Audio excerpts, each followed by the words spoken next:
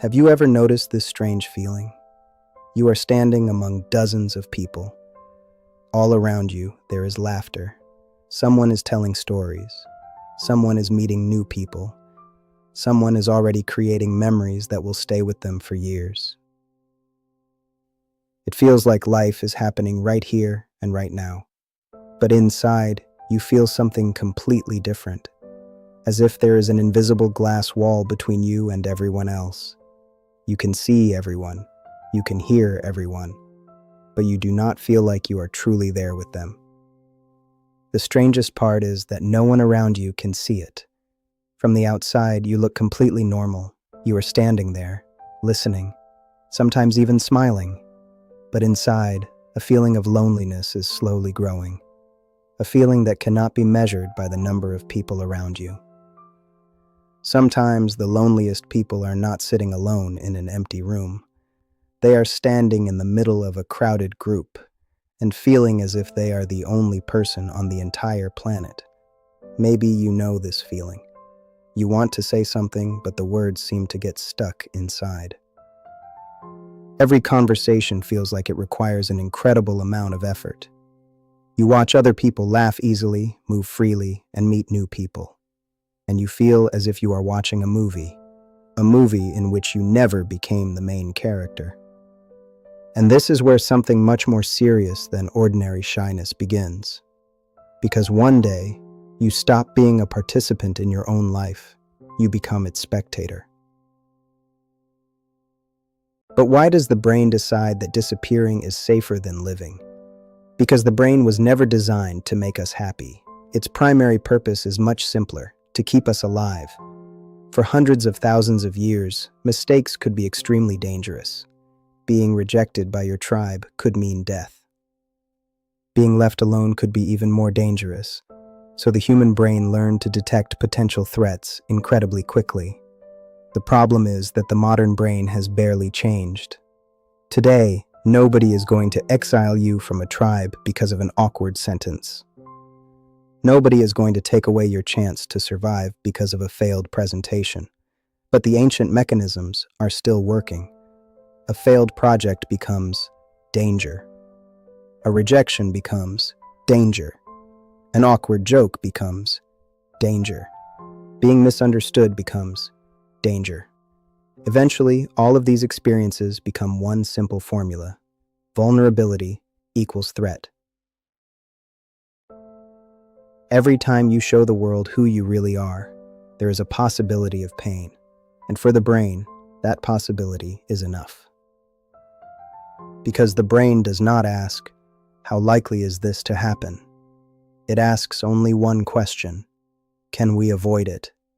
If the answer is yes, the brain immediately begins searching for a way to avoid risk altogether. This is how psychological defenses are born. At first, they really do help. They reduce anxiety, they lower stress, they create a feeling of control. But then something changes. The defense begins to control your life. If love can end in rejection, maybe it is safer to never let anyone close. If a business can fail, maybe it is safer not to start. If a presentation can bring criticism, maybe it is safer to remain silent. If meeting new people can feel awkward, maybe it is safer to stay home. And the brain feels relief. The anxiety really does decrease, but the price of that relief is much higher than it first appears. Because along with the pain, the possibility of joy begins to disappear. Along with risk, the possibility of growth disappears. Along with vulnerability, closeness disappears. And along with attempts, life itself slowly disappears. It all begins with one small choice. Someone invites you to meet in the evening. You almost say yes, but then a thought appears. I am too tired today. And maybe you really are tired. But if you are completely honest with yourself, sometimes the real reason is something else: uncertainty, awkwardness, the fear of not belonging, the fear of feeling like a stranger among people who are supposed to be your own. So you reply, "Sorry, I can't make it today. And something interesting happens. Your anxiety instantly decreases. The invitation is gone. You do not have to go anywhere. You do not have to worry. You do not have to face possible discomfort. Your brain receives a reward, and it learns a simple lesson. Refusing made me feel better. This is how negative reinforcement works. Not because avoidance brings pleasure, but because it removes unpleasant feelings. At first, you skip one meeting, then another. Then you start telling yourself, next time, today is not the right day.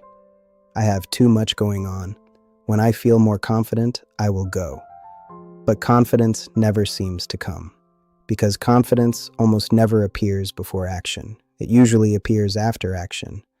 Every refusal becomes another brick. Every avoidance becomes another layer of protection. And one day, you realize that there have already been hundreds of these small choices. You did not lose your life in a single day. You gradually traded it for a feeling of safety. But even the highest wall once began with a single brick. And that means it can also be taken down. Not by completely changing your personality, not by making anxiety disappear instantly, not by becoming the most confident person in the room, but by making one decision, to become a participant in your own life again. One simple, small step. This feeling rarely appears overnight. It grows slowly, almost invisibly. You continue going to meetings, you answer messages, you go to work. You continue doing everything you are supposed to do, but inside, something begins to change. It feels as if real life is happening somewhere nearby, while you are watching it through a thick glass wall. You begin analyzing every movement, every smile, every word.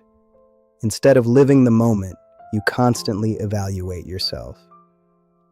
Do I look strange? Do they actually want to talk to me? Maybe I said something stupid. Maybe I should just stay quiet. Gradually, your inner observer becomes louder than your real voice. You are no longer participating in the conversation. You are watching yourself participate. You are no longer experiencing the moment. You are evaluating how well you are experiencing it. And the modern world only makes this state stronger. Never before has the human brain been exposed to so many signals. Every minute, thousands of algorithms compete for your attention. One screen says, "Look here." Another says, "You cannot miss this."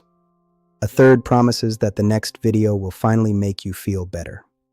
We wake up next to our phones. We fall asleep next to our phones. Every free second automatically becomes another swipe upward. News, videos, other people's travels, other people's relationships, other people's victories, other people's emotions. And then something strange happens. The more we watch other people's lives, the less we experience our own. Our brains gradually become comfortable being spectators. There is no need to take risks, no need to make mistakes, no need to act. You simply open an app, and thousands of other people's stories begin to replace your own experience.